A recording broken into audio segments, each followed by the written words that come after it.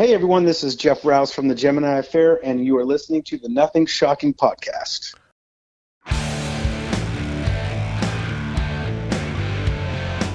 Want to know what's going on in the world of music? Then tune in to the Nothing Shocking podcast, a non-genre based, all ages friendly rock and roll program. Join us weekly for interviews with all your favorite rock stars from the mainstream to the underground. You can find us at nothingshocking.libsyn.com or anywhere you download podcasts.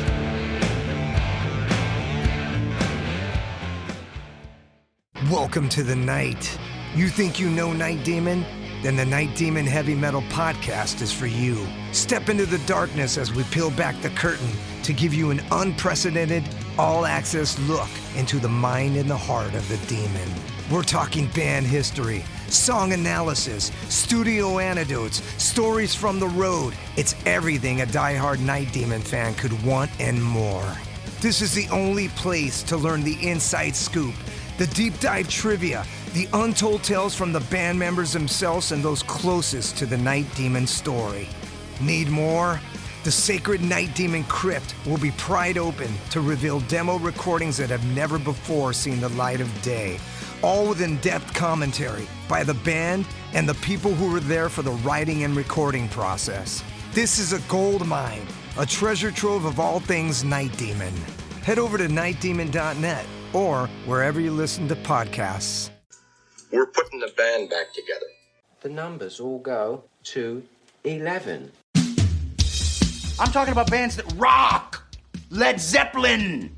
What about Sabbath? AC/DC. Motorhead. Does that mean it's louder? Is it any louder? Well, it's one louder, isn't it? We're not worthy. We're not worthy. Why don't you just make 10 louder and make 10 be the top number and make that a little louder?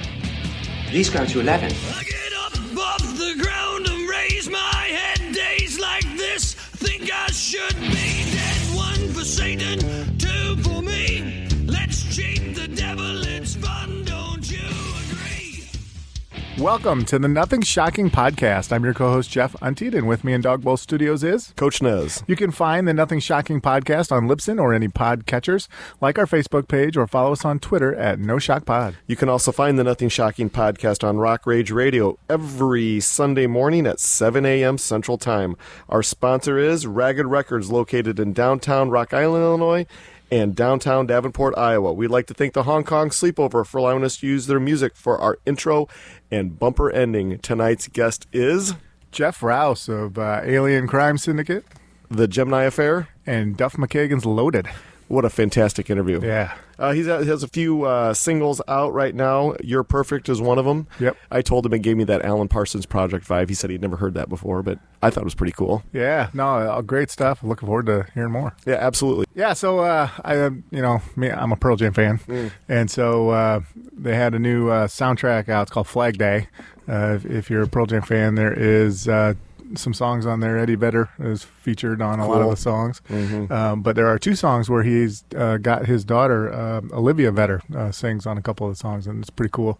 There's a video out there for the song "My Father's Daughter," and it's a tearjerker. And is it acoustic?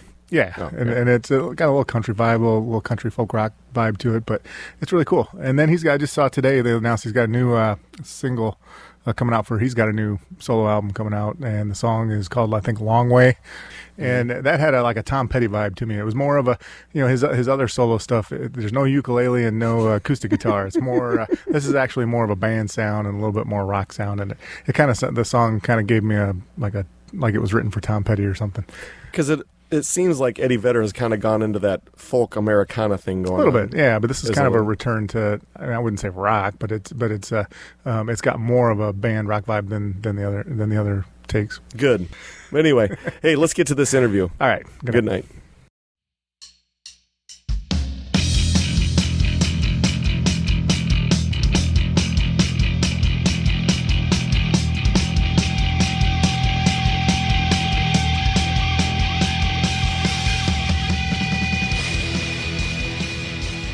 Jeff, welcome to the Nothing Shocking podcast. I'd like to introduce you to my co-host, Jeff Untied. Hey, Jeff, this is going to be fun tonight. All right, Jeff. How you doing, buddy? Good. Fantastic. Well, we're so glad we finally connected with you. You got a great PR person with Shauna. We're so glad that she works with us. And we're so blessed to have you tonight. So, thanks. Yeah, man. COVID-19 has been lingering for a year and a half now. Can you talk a little bit more about your artistic endeavors during the pandemic? Oh, geez. What a weird time it's been, right? I don't even know where to start. I guess I'm here probably, not only to talk to you fine fellows, but to talk about the new Gemini Affair EP. That was, I'm just saying that because it was actually something that we completed real close to before, COVID stuff started. And, we had kind of, I think that when Seattle kind of fully locked down we were going to play a show that night and probably debut a few of the songs that were going to be on the EP. And obviously that didn't happen. And we're like, oh, well, it's cool. Let's just wait a month or two and then we'll release it. We'll figure it out. And that month or two turned into 6 months, and then turned into a year, a year and a half, and 2 years. And not only that, there was so much other stuff going on in the world on top of the pandemic, elections and all this other stuff. And I kind of remembered having to kind of I didn't disappear from social media, but I just kind of tuned out of it for a while. I mean, I really just kind of hunkered down with my family, and I'm always working on songs and stuff like that. But it just felt like people's attention span seemed so short, and it always does on social media anyway. But it just didn't. I mean, you work hard on music and you want to release it, and whatever happens once you release it's fine. It just didn't feel like it was a time that I wanted to.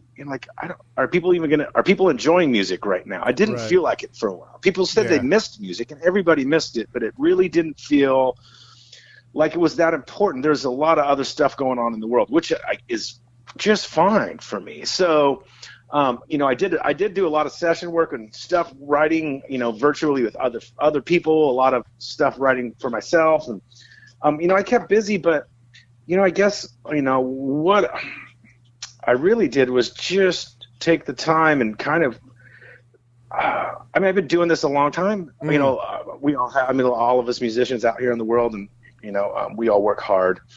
And I think maybe I had suffered for many years, a lot of, musical touring, tunnel vision, at the detriment and kind of probably disservice to a lot of my friends and family sometimes, because I was just so driven.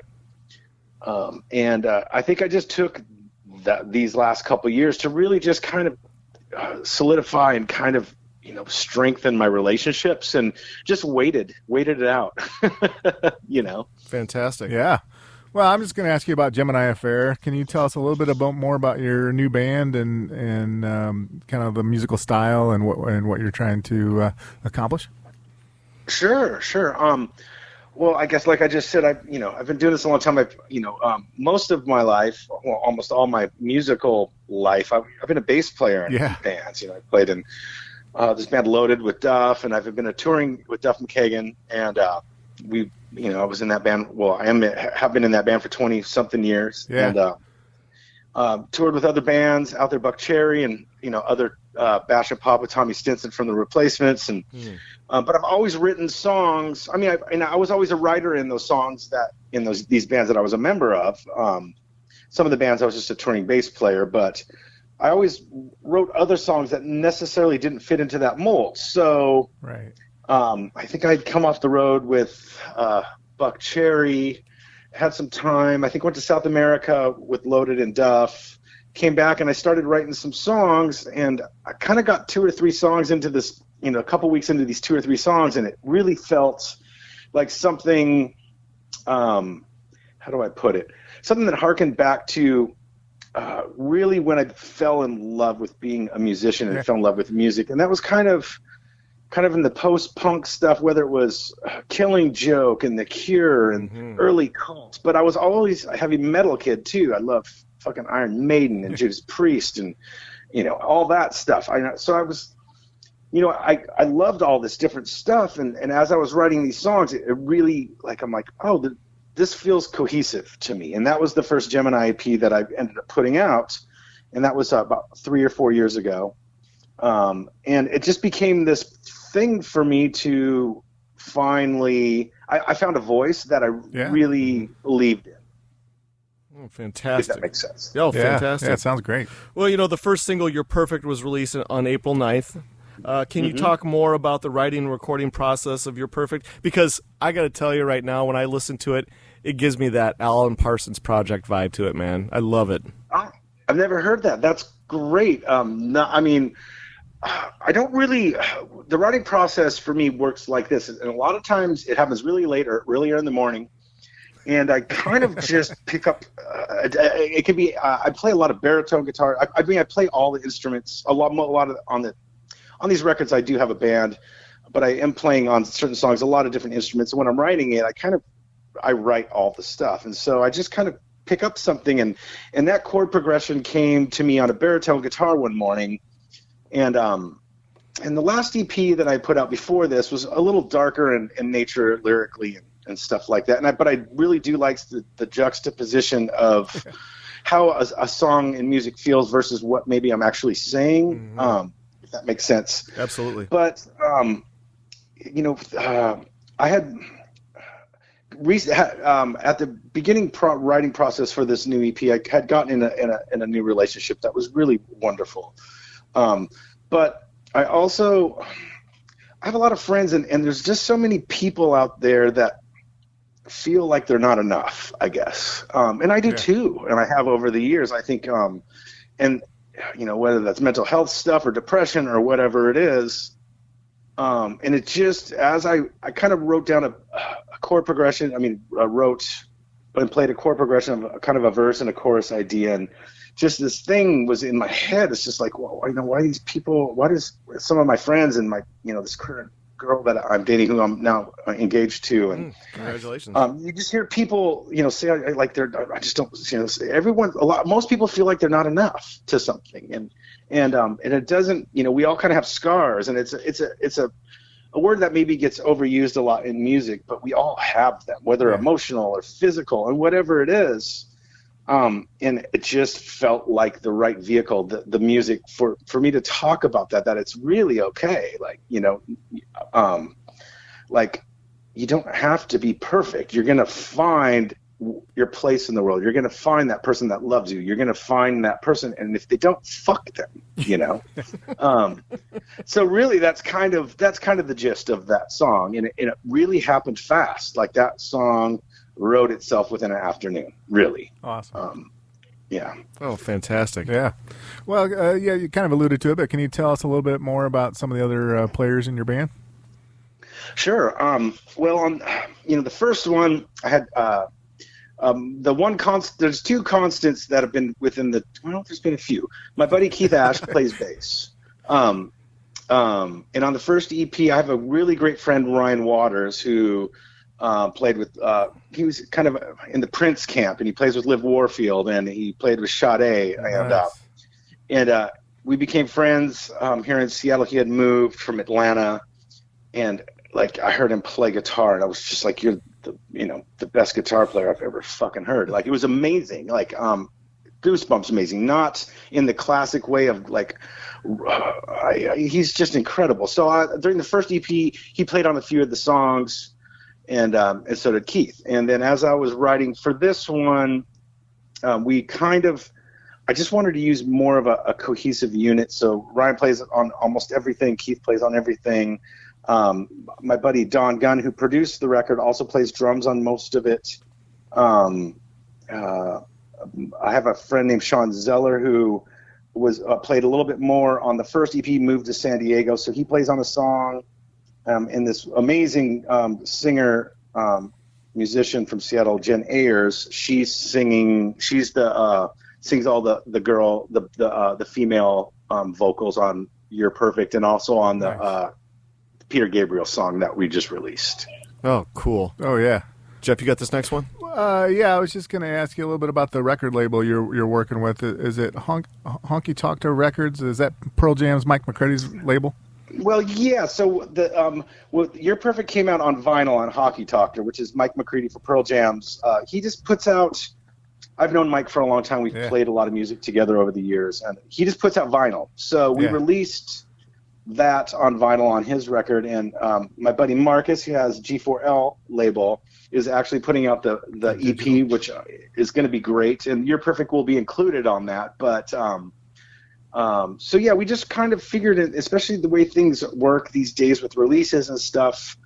There aren't really rules anymore, right? I mean, you can kind of do what you want to do, and it's probably more concerning and harder for big, huge, established acts. But for a band like the Gemini Affair, it works really to our advantage. You know, we can put out a 7-inch with a couple songs, release one of the songs digitally, and that's kind of why we decided to release the cover of Digging in the Dirt as just another little single, the teaser before the EP comes out.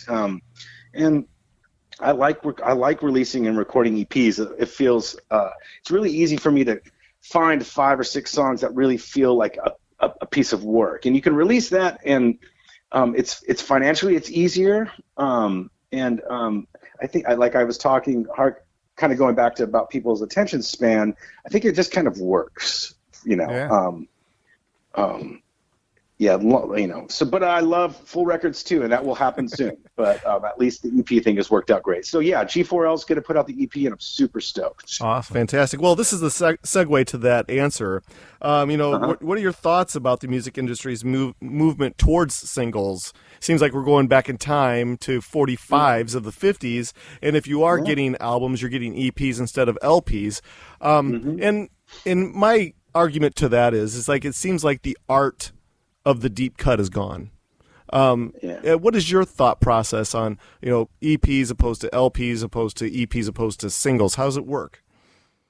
Well, I mean, I think I know exactly what you're saying. I mean, you know, when I am listening to records, I, you know, still to this day listen to the records that I listened to when I was 15. Yeah. You know? And I love the deep cuts, and I love that stuff. Now, that being said, seeing, you know, and kind of been, you know, being in a lot of bands, releasing a lot of records from, you know, the early 90s until now, I've kind of been a part of that whole wave of, you know, the ebbs and flows of all this stuff. Sure. Man, I deep cuts are great. I just feel like, you know, people have a Spotify account or an Apple Music account or a, you know, Amazon Prime account, whatever that is, and that's cool. And I think everyone's kind of been musicians and artists tried to fight back for a long time about that stuff. So, and for good reason, because, you know, a lot of artists and musicians have tried to make they work hard, we work hard, and try to make a living at it, you know, and now it's virtually impossible, especially since the pandemic stuff. You can't people aren't buying records. Right. You still have to, I mean, you can do a lot of recording on your own now that the technology has caught up, and you can make great sounding stuff, and but you still have to go in the studio. You have to get them mastered. You have to get them, you know, there's still money that you have to, you know, pay to make this stuff releasable. So it kind of, I understand, at least in I'll speak for myself, it kind of makes sense to me and the way that I'm working to just do EPs. And the last few years, it's worked really well. I don't know if people other than huge music nerds, which I love, which I'm one, will dive in deep, and, you know, because when you're on Spotify or Apple Music, you kind of make playlists, or, you know, sometimes like people's attention span, do most people make it through a whole record before they hit the skip button, you know, when you're driving? I'm like, oh, honey, or hey, dude, have you heard this song? Oh, that's right, you should check out this song. It's, you know, maybe deep cuts are a lost art. I hope not. I know great bands are still doing it. I know when we've talked about our next record after this, it's going to be a full-length record. Whether, you know, I hope it's 10, 12 songs that are all equally as amazing, or maybe some of them will be a little deeper and weirder for people to listen to. I don't really know. I know what I've been writing, but maybe that art has gone by a little bit. And but, you know, the music industry always works a big, you know, it's a big circle of life, right? I mean, things kind of come back around, and especially like vinyl has. Exactly. Yeah. So there's room for it. Well, I guess maybe the question would be, rock and roll is not of the popular culture anymore. It's not what is like driving popular culture anymore. It seems like it's very secondary, and it seems Absolutely. like the tangible product, the album, the CD, the cassette tape that's coming back, whatever, the vinyl. What do you ever foresee the tangible product, and this kind of goes hand in hand with rock and roll, as it having a renaissance to say, hey, this is the popular culture now. This, having it in my hand is the thing to have now. Do you ever foresee music in rock and roll ever going back to that again? So are we talking about rock and roll as pop culture, and also as, let's face it, tangible albums and CDs and stuff, that was popular culture. It was like the thing. Yeah. Do you ever foresee that ever becoming the thing again? Well, here's the thing. And I'm not, maybe it's hard to think about it in the ways that we romanticize about, whether it be Led Zeppelin or Aerosmith or Guns N' Roses or whatever, these bands, these rock and roll, or how culture felt with all the rock t-shirts going to high school or whatever, all the stuff. That's what when we're talking about it, that's how people like us, but I think it's still there. I mean, maybe we don't agree with it, but there's like the Machine Gun Kellys and the Youngbloods, and there's other bands or other artists out there, and I'm not, whether you like them or not, some of these kids and guys now are grabbing guitars, and maybe it's still pop music and it kind of reflects back. But, kids, those are the rock stars, man, and it is. It is. It is. You're right. And those artists are rebelling against the pop that came 10 years ago, maybe the back end of boy bands and Justin Bieber and shit like that. But these guys now, like, all of a sudden they're like playing bright neon guitars, rocking out, like putting a lot more guitars in some of these songs. And maybe even it's not even guitar. Maybe, when we're talking about popular culture, is it a guitar or is it a way of life, or is it the punk rock thing? Is it the rock and roll thing? Is it the danger?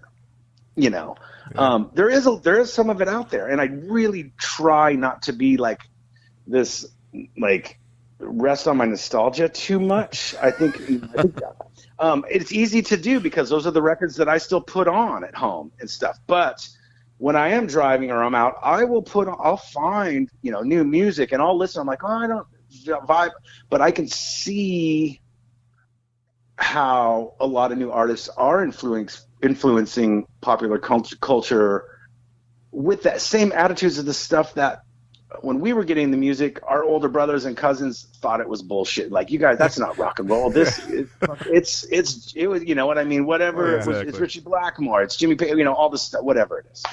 It's all good stuff. I mean, things move and it shifts. And, maybe it's not the popular culture that we are used to or what we want it to go back to, but man, that's how it works. And all the love to young artists and kids, whatever chances they need to take, and it might not feel the same as what we're used to, but I know kids are doing it,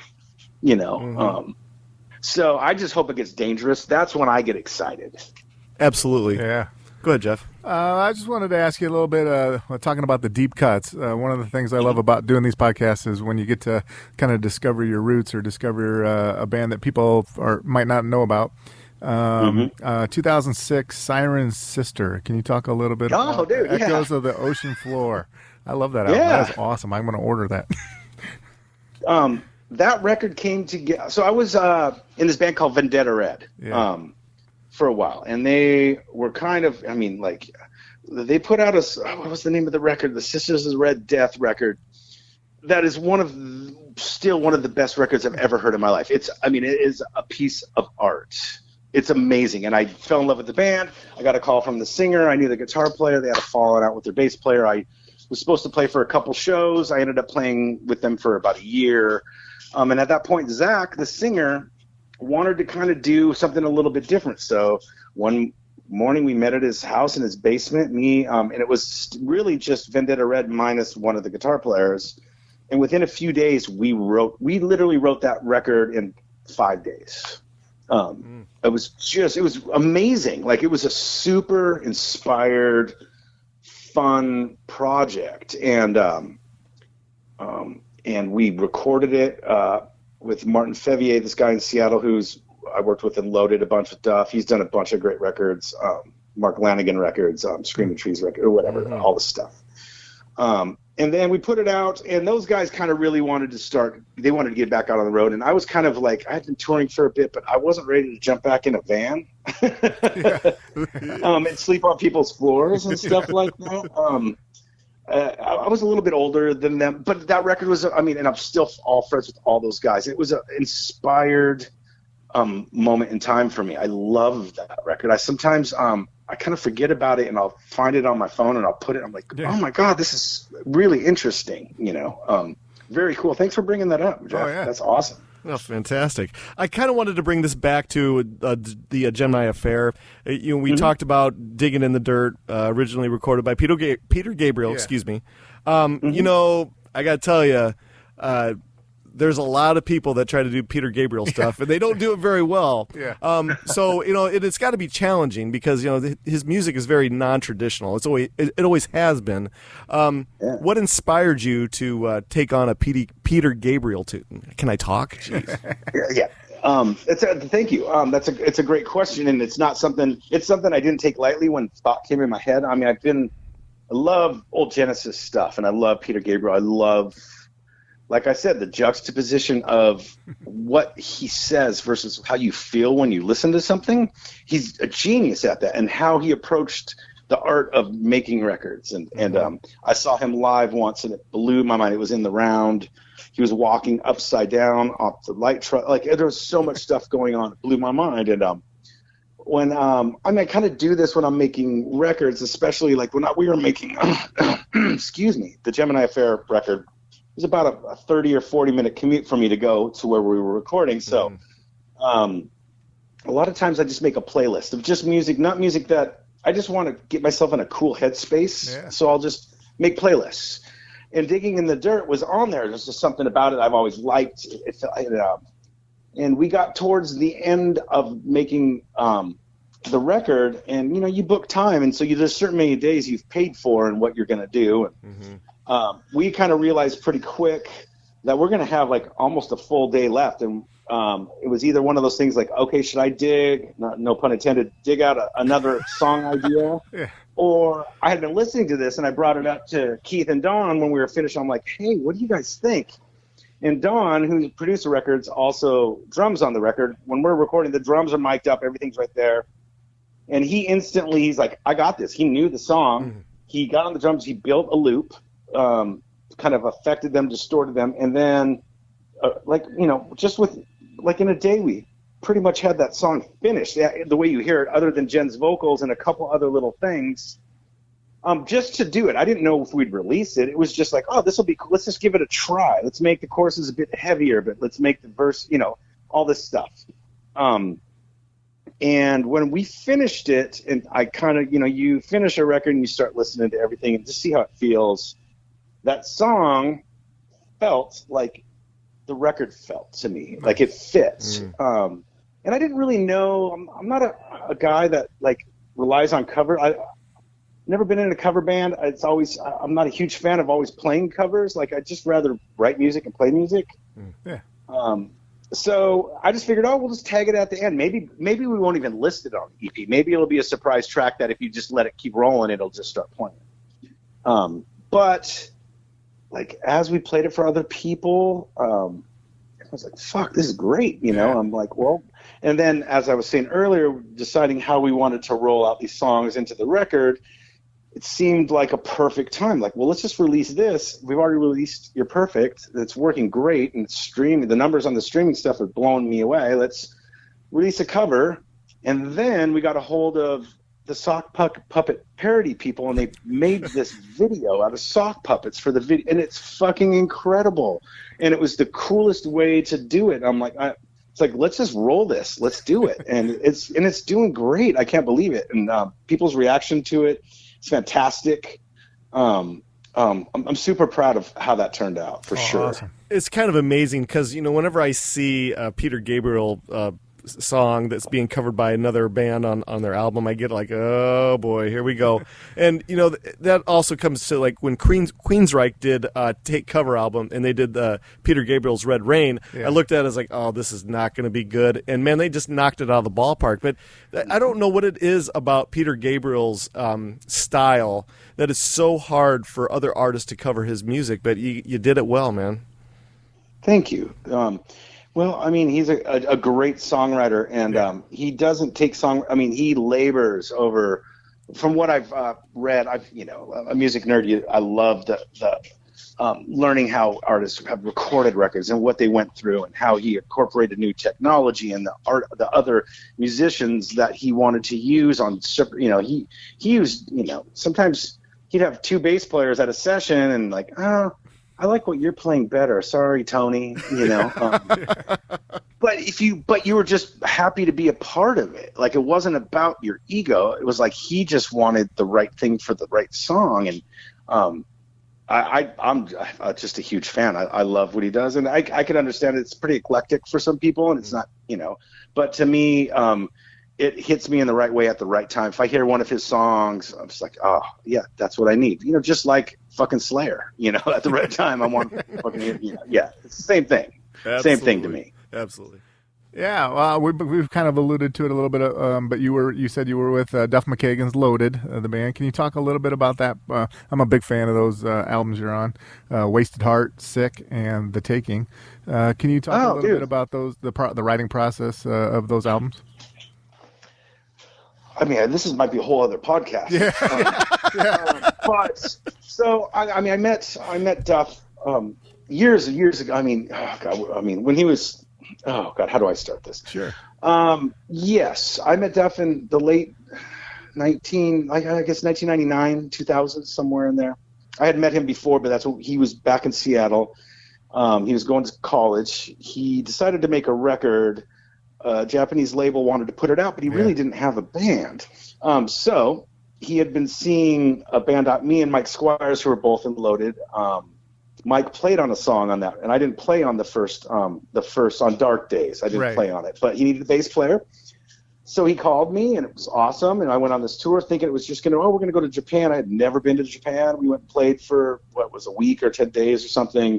We had so much fun that it became a thing. And it's always kind of been a thing in between when there's time. I mean, obviously, that era was pre-Velvet Revolver. And so we were busy for a while. Then he did Velvet Revolver, and then we do other stuff. And we're all of us that are in that band do other things, and it's a great way for us to get back together and just get our gagas out, man. Like we just write songs together. Like Duff, when he's around and we're all connecting and doing that, like, we get up, have coffee, grab acoustic guitars, and Duff's sweet spot for writing, at least in Loaded, and a lot of those was from about 9 a.m. to noon.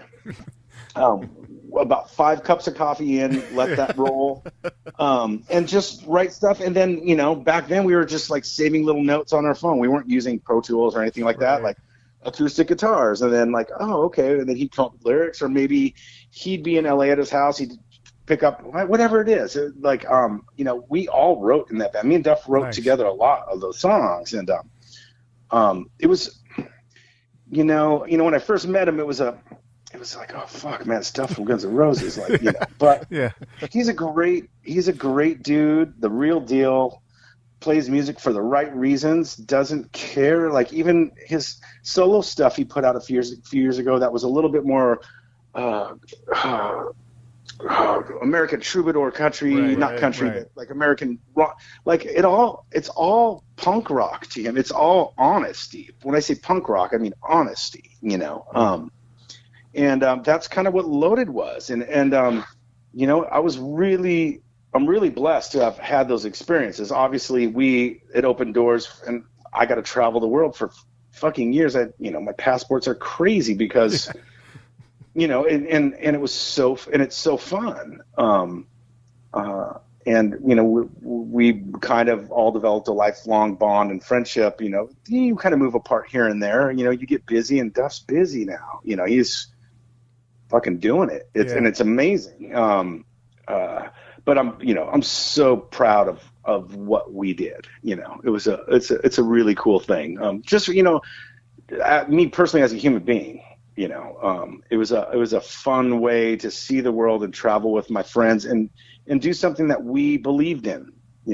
It's cool. Awesome. Absolutely. Yeah. With Guns N' Roses being really active right now, what is the status of Loaded? What can we see in the horizon in the future with Loaded? Did you have any idea? No idea.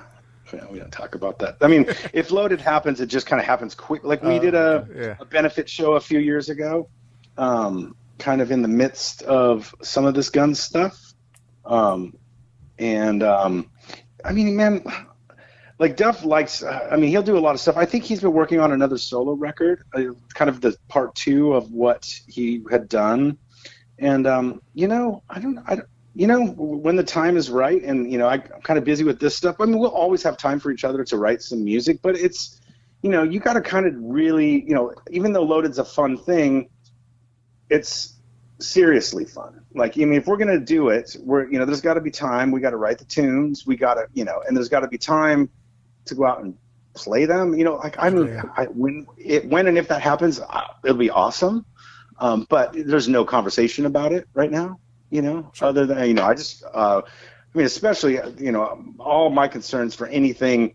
I'm lucky I have my Gemini Affair stuff that's doing great, and I can concentrate on that. Especially, we're still trying to get out of this pandemic thing. Yeah.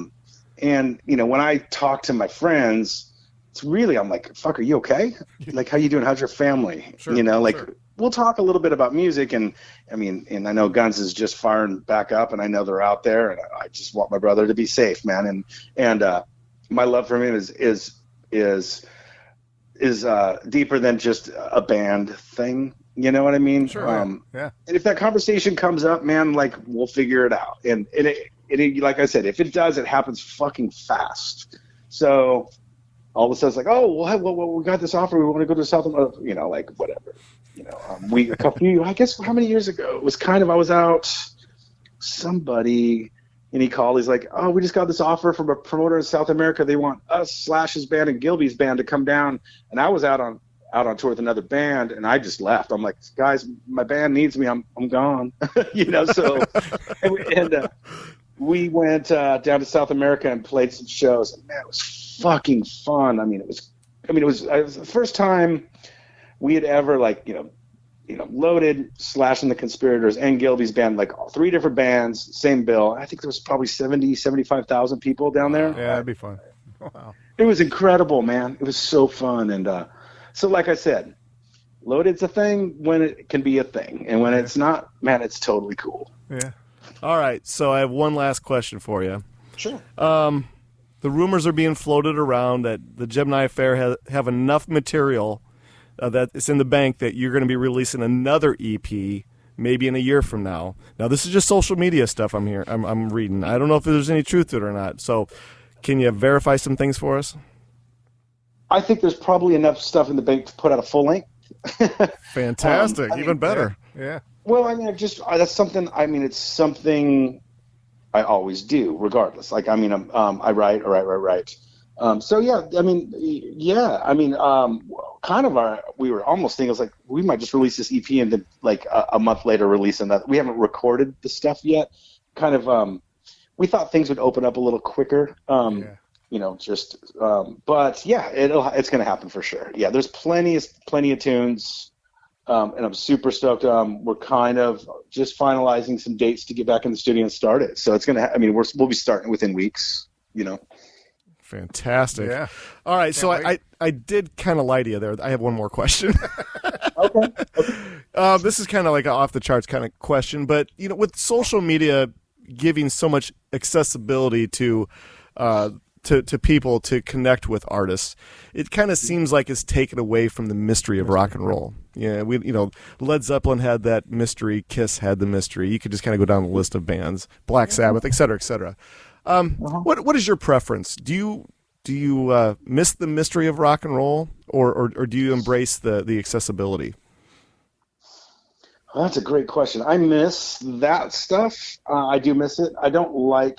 I think I've gotten to this point with social media that I mean, I like to post stuff about my family and my dog and stuff like that. Yeah. But I also kind of forget that other people that I don't know see it sometimes. Like I love the tool of being able to get stuff to people quickly on social media. Like, like it's kind of fun as a band to be able to do that. I don't like to give too much stuff away. It's fun to tease people and do stuff. I don't want to do daily live updates from the road, and I don't want to do an answer like Facebook Live question from my studio. Let's talk about me. I don't want to do that. I don't like to do that stuff. I love coming on talking with guys like you and doing this stuff, and but man, like I do miss that stuff. I didn't know what Kiss looked like without their makeup until they took it off on TV. Like you didn't know. I thought there was two singers when I first heard Judas Priest. I thought there was two singers in the band because Rob Halford could sing so incredibly high and so mean and low. Like I didn't know I was a kid. Like there was no, you just got the record. There was a record cover. You saw maybe a video on like some late night flight show or some local video thing. I miss that stuff, and I love bands. Slipknot's kind of been genius about that a little bit for a long time. Just some bands try to do it, and some artists aren't on social media, and I think it's great. To each their own. I don't want to give that much stuff away, only because I don't want. It's always weird when someone walks up to you and acts like they know you, or they start messaging you like you know you because and you don't know them. And I'm a nice guy and I like people, but man, that's not cool, really. And without fans and without people that love what you do, you're not gonna go anywhere. So it's a two-way street. But I miss that. Somewhere that lies in between all that is kind of how I see myself. I'm not sure I put too much stuff out there. Sometimes I do, and then maybe I'll disappear for a while. But I just don't want to be one of those people that. I mean, some people are great at it, man. They'll talk to their fans every day and do live feeds and do all this stuff, and good for them if they feel comfortable. I just don't like to talk about. I don't know. It's just weird. Yeah. It's kind of weird for me to do that. And I'd rather just go out and play music for people, I get it. But when someone comes up to you and then that what you've done means, and I saw that happen every day with Duff, and Loaded, we would do small meet and greets, kind of controlled ones. And the way that, that band affected people is incredible. Yeah. Not a lot of people, musicians in their life, touch people in a way that like a band like that did. And it means the world to people. And if they could tell you that, you should listen. If it wasn't for them, you wouldn't be there. And to be able to make a difference is a fucking cool thing. So, long story short, man, I love a little bit of mischief. Like, I love Robert Smith from The Cure. I never want to meet him. I fucking, David Bowie, one of my favorites. These guys just put enough out there that you want to know more, but not enough. Maybe they'll even lie to you. And that's cool, man. Like, make that myth live forever. You know what I mean? But, guys like that, you never really knew who they were. You didn't. You really didn't. And I think that's also another thing that took away from rock and roll as the popular culture, because the mystery's gone. Do you agree? Yeah, I completely agree. Yeah. Absolutely. Well, we are kind of out of our allotted time. Not kind of, but we are out of our allotted time. But we wanted to thank. This was fun. Yeah, that was a blast, and we wanted to thank you so much for your time. This is how things are going to work. We have about 3 weeks of material that we have to release, a couple episodes. But when yours is all edited here from Jeff, the editing wizard, we'll get it to Shauna right away. And please share it wherever you can. And yeah, I absolutely will. Fantastic. Awesome. Thank you so much. We'll be in touch with you in about 3 weeks. Sound good? Eric, Jeff, thanks you guys. Thanks for making time for me, and we'll talk soon. Take care, man. Be well. Thank you. Bye-bye.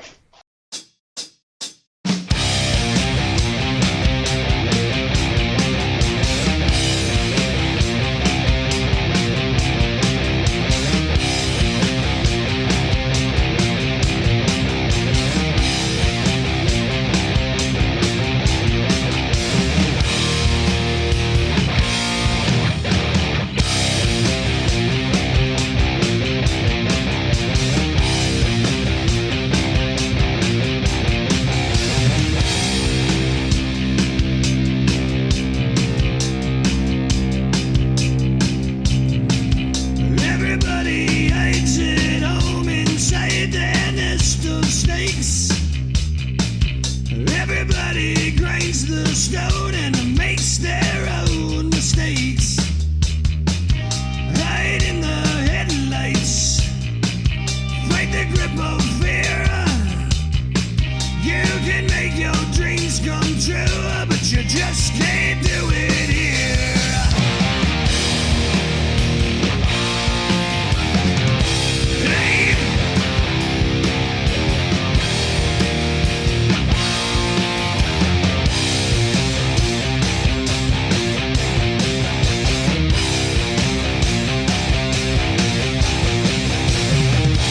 Everybody eyes the gun and screams inside their head.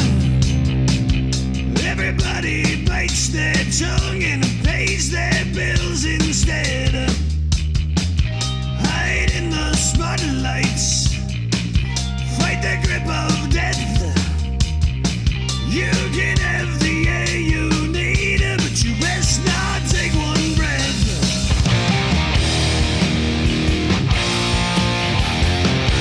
Hey!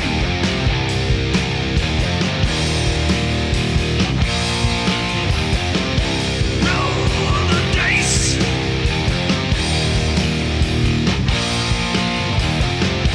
Take your chances.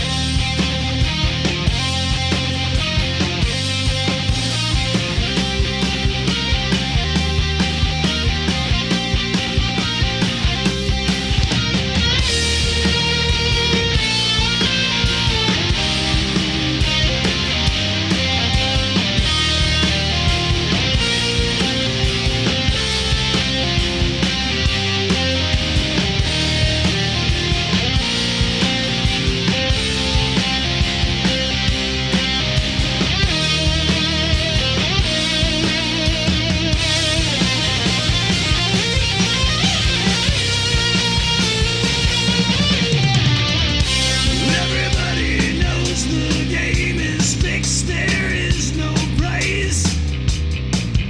Everybody pulls the plug and says their last goodbyes.